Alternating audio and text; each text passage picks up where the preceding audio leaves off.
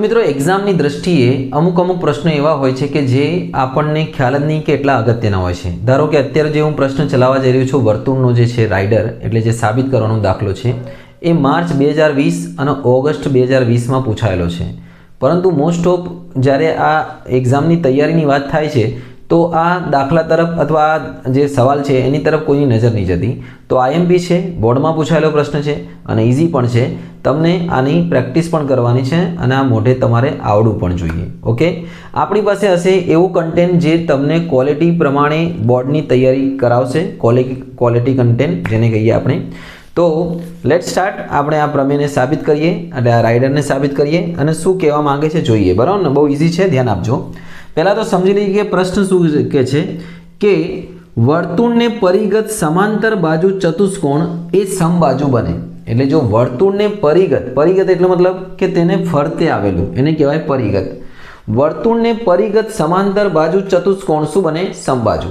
હવે તમને એ વસ્તુ પણ ખબર હોવી જોઈએ કે સમાંતર બાજુ અને સમબાજુમાં શું ફરક છે। ચતુષ્કોણ બે પ્રકારના છે, આ આપણે સમજીએ। આમ તો ચતુષ્કોણ બહુ બધા પ્રકારના હોય છે, પરંતુ આ છે સમાંતર બાજુ જેની સામસામેની બાજુ કેવી હોય છે? સરખી, બરાબર ને। અને દરેક ખૂણો 90 નહીં હોતો, સમાંતર બાજુ છે। લંબચોરસ ના સમજી લેતા, લંબચોરસમાં દરેક ખૂણો 90 હોય છે। ઓકે, આ લંબચોરસ છે, આ સમાંતર બાજુ છે આપણો। તો આ સમાંતર બાજુ છે અને આપણે એવું સાબિત કરવાનું છે કે જો વર્તુળને ફરતે આવેલો એક સમાંતર બાજુ ચતુષ્કોણ હોય તો એ તમે દોરવા જાઓ ને તો એ એકચ્યુઅલી બની જાય સમબાજુ। એટલે સમાંતર બાજુનું શું બની જાય? સમબાજુ। સમબાજુની ખાસિયત શું છે મિત્રો?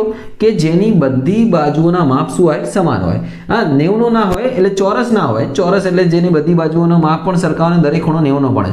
સમબાજુ ચોરસ નથી, પણ આપણે આ સાબિત કરવાનું છે કે જ્યારે વર્તુળના ફરતે એક સમાંતર બાજુ ચતુષ્કોણ આવેલો હોય પરિગત તો એ શું બની જાય? સમબાજુ। ओके, तो आपणे आने साबित करीशुं। इजी है, तमे जोजो, तमने आवड़ी जशे मित्रों। Let start. तो सौथी पहला मित्रों आपणे आमां जोईशुं के आ जे वर्तुळनी चार बाजुओ छे समांतर बाजुनी ए वर्तुळने क्या स्पर्शे छे? अहींया नाम आपी दीए। धारो के अहींया नाम आपी दीए आपणे P, अहींया नाम आपी दीए Q, आ Q अने अहींया नाम आपी दीए R अने अहींया S। तो अहींया लखीए आपणे के भाई शुं लखीशुं के भाई समांतर बाजू चतुष्कोणनी बाजुओ कई कई? AB, BC, CD अने AD। AB, BC, CD अने AD अनुक्रमे એટલે લાઇનસર, अनुक्रमेનો मतलब લાઇનસર अनुक्रमे P, Q, R तथा S में स्पर्शे छे। आटली खबर पड़ी गई। हवे ध्यानथी जोजो, तमने अहींयाथी समजावी दूं कि धारो के आपणे ज्यारे पण कोई वर्तुळनो तमे एक प्रमेय पण भणी गया 10.2 के वर्तुळना बहारना बिंदुमांथी जे स्पर्शक दोरेला होय ए बनेनी लंबाई केवी होय? सरखी होय। हवे समजी लो कि आ वर्तुळनो बहारनो बिंदु कोण छे? ए। एमांथी बे स्पर्शक दोरीए छे, AP અને AS। તો આ બંનેની લંબાઈ કેવી હોય? સરખી હશે। હશે કે નહીં હશે? આ રીતે DS, DR, CR, CQ, BQ અને BP આ બધાને માપ કેવા હશે? સરખા હશે। કોના કોના માપ સરખા હશે જો સમજાવી દઉં। AS એટલે આ બંનેના માપ સરખા, DS અને DR આ બંનેના માપ સરખા, CR અને CQ આ બંનેના માપ સરખા અને BQ અને BP આ બંનેના માપ સરખા। નિશાની એટલા માટે કરી તમને ખ્યાલ આવે। તો અહીંયા લખી તો આપણે અહીંયા લખીશું મિત્રો પ્રમેય 10.2 મુજબ। અહીંયા લખીશું આપણે પ્રમેય 10.2 મુજબ આ જે બંને અંતરો છે સરખા થશે। AP બરાબર AS, તો આપણે અહીંયા લખીશું પહેલા AP બરાબર AS લખી દઈએ। પરિણામ નંબર 1 આવશે આપણું AP बराबर AS आ बन्ने सरखा छे। This is 1।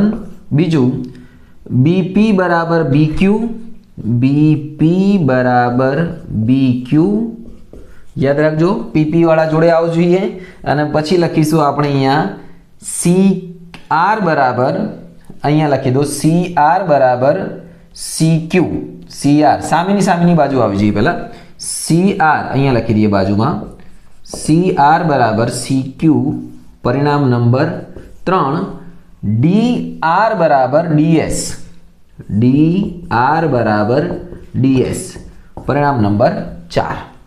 આ પરિણામ જે 4 4 આવ્યા ને એનો આપણે ઉપયોગ કરીશું. 1 2 3 4 ની આ જે બાજુઓ છે એનો સરવાળો કરીશું તો સામેવાળી બાજુનો પણ શું થઈ જશે? સરવાળો થઈ જશે. સમજ્યા કે નહીં? તો લખીએ 4 4 નો સરવાળો કરીશું. તો અહીંયા મિત્રો આપણે લખીશું પરિણામ 1 2 3 અને 4 પરથી આ 4 પરિણામમાંથી આપણે શું કરવાનું? આ બધાનો સરવાળો કરવાનો.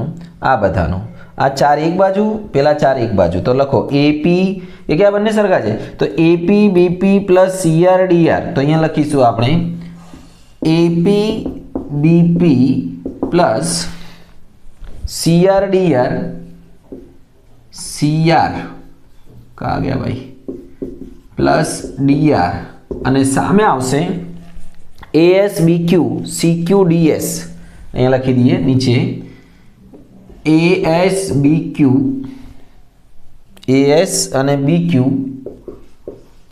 આ બાજુ CQ DS, CQ DS. હવે ધ્યાન દીજો, AP BP, AP અને BP બંને ભેગા મળીને શું થઈ જશે?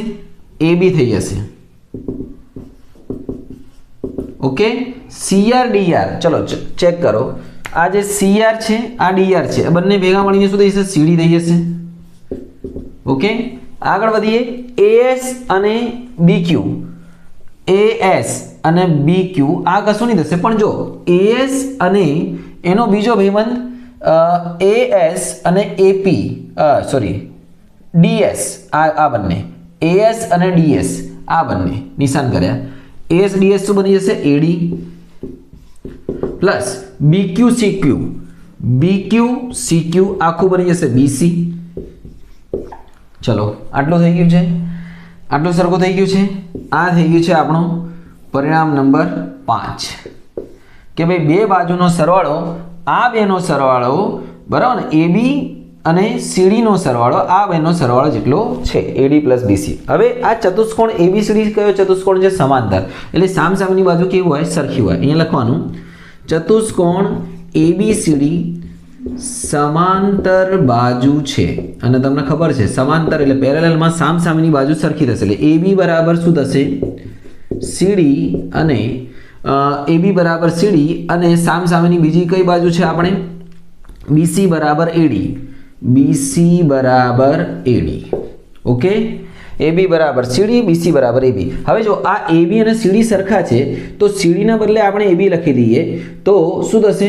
અહીંયા પરિણામ 5 માં મૂકતા તો અહીંયા થશે માટે પરિણામ 5 ઉપરથી AB plus AB, AB plus AB બરાબર ને, કે AB બરાબર CD છે તો CD બરાબર AB લખાય અહીંયા. અને એ રીતે બીજું હા બરાબર તો રાખો વચ્ચે AD બરાબર BC લખી દો તો અહીંયા લખી દઈએ BC પ્લસ BC. તો ભાઈ AB AB 2AB, BC BC 2BC, બે ગયા તો AB બરાબર શું થઈ ગયું ભાઈ? BC. એનો મતલબ પાસ પેસેની બાજુ પણ કેવી છે? સરખી છે. AB અને BC પણ સરખા છે, AB અને આ પણ સરખા છે અને આ પણ સરખા છે. માટે આવી જ રીતે આપણને મળશે આપણને મળશે AB બરાબર BC બરાબર CD બરાબર AD. માટે આ જે ચતુષ્કોણ ABCD છે એ સમબાજુ છે. શું છે ભાઈ? સમબાજુ. ઓકે, આ ધ્યાન રાખજો મિત્રો, બહુ સારી જે દાખલો જે તમારા બોર્ડમાં પૂછાયેલો છે. તો મિત્રો આને તમારે યાદ રાખવો તો એક શોર્ટકટ રીત છે કે તમારે આને બીજા નામે લખવાનું છે. અહીંયા જે મેં નામ લખ્યા છે ABCD, એના સિવાય બીજા કોઈ નામ લઈ લો, XYZW કે કોઈ પણ તમને જે નામ ગમતું હોય અને એ પ્રમાણે એને સાબિત કરો, તમને આવડી જશે.